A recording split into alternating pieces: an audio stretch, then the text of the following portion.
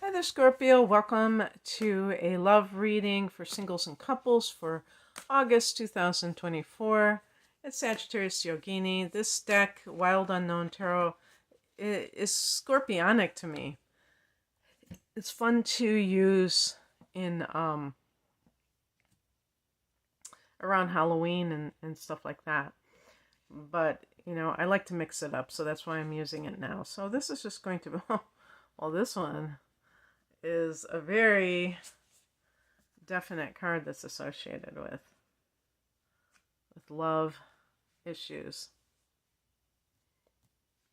I really like the artwork with this deck, the pen and ink drawings. This has got to be my favorite depiction of the Nine of Swords.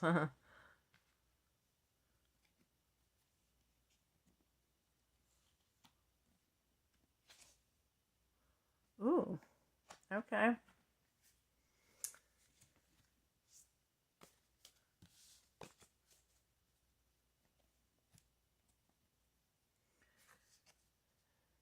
The heart of the matter is the Two of Cups. For single people, this can be, the issue of relationship itself or commitment itself. For Scorpio people, this could be a loaded question. It's not easy. A lot of Scorpios, you may want more than anything to be in a very deeply connected relationship, but it's fraught with danger. Because what if that person leaves you? What if that person betrays you and cheats on you? That's like the worst of the worst to Scorpio. So anytime a single Scorpio is in that,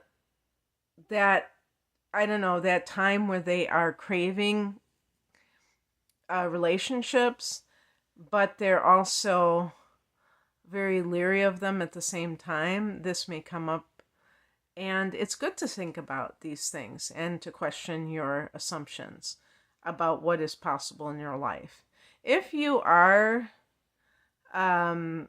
coupled, this may even be an outside connection or reconnection that you've made to someone, or that you've like somebody from your past. Perhaps with the Mercury retrograde, we're going to perhaps hear from somebody that we haven't heard from in a while. And maybe you're with someone and they want to get married, or you want to get married, and the other party is kind of like dragging their feet. I have a feeling that that's probably the greater scenario, but not 100% of the time.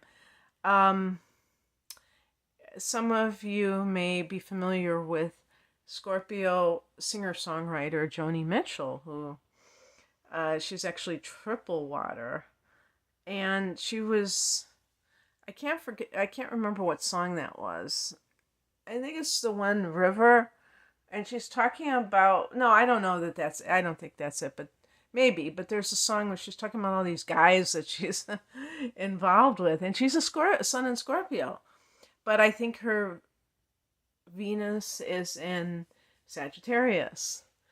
And, she just was someone who was very committed to her art. So any relationship that might have detracted from it, she was not, probably wanting to pursue it anymore. If the man was too demanding, and remember, this was back in the early 70s where feminism was just getting started, and I'm sure there were a lot of women who still fell into those old patterns, and men. But yeah, so it could go either way. If you have Venus in Scorpio, yes, you love very fiercely, but you still might be, I don't want to lose my freedom. Venus in Sagittarius, the moon in Sagittarius, the moon in Aries, the moon in, some of these signs that are much more in Aquarius. That's an interesting one. I actually have a video on the sun in Scorpio and the moon in Aquarius on my channel. What is the thing that challenges this situation? Son of Wands, which is the Knight of Wands. Yeah, I mean, if this individual's a Sagittarius, because the Knight of Wands, to me, it's either Sagittarius or Aries. I think it's Aries, but whatever. This person may have commitment issues.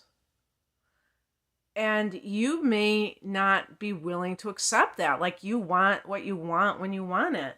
And so that is something that you have to kind of come to terms with and not demand that somebody go against their nature. But with this card too, if you're having trouble committing to a relationship, maybe you're dating someone or what have you, it could be because you feel like you need to sow your wild oats. That's how I see the Knight of Wands, where you don't have any commitment. And you're like, why do I always find myself in these, it's just one committed relationship after another. Why can't I just date? Well, you can. But you probably are the one who is actually pushing for something that you're not ready. And maybe that other party is as well, and you're doing it to one another, but you both feel irritated by it. And maybe you blame the other person for being the one that created that relationship the way it is. What's coming in is anxiety, the Nine of Swords. I just can't help it. This is such a wacky card. Yeah, that certainly looks pretty bleak or scary. And I think, the anxiety, it's really like the fear of, is love going to elude me altogether if I put my foot down about something? And anxiety, if you are experiencing anxiety at this time, it's your psyche's way of telling you that there's something that needs to be healed that you're not dealing with directly. And maybe another person is putting pressure on you to commit. And that could be a red flag. That they're not really that concerned with the actual health of the relationship. That they're much more concerned with bagging you, putting you in that category where now you are theirs. And then we have the outcome card, which is the Ace of Pentacles. I think this is actually quite good for relationship issues. I read that this can be a long-lasting relationship because it connects with legacy. And definitely, maybe this starts around the time of the next, when the sun goes into an earth sign. Well, that would be in August, around, I think, the 22nd of August. So there's a possibility that that's the hint of the timing of it. So that's something to look forward to. If you are single, this may be the kind of person that is best suited for you. Perhaps they come into your life in the near future. So that's what I have for you, Scorpio. I hope that you enjoyed this. If you would like a private reading, the link is below. Take care. Bye.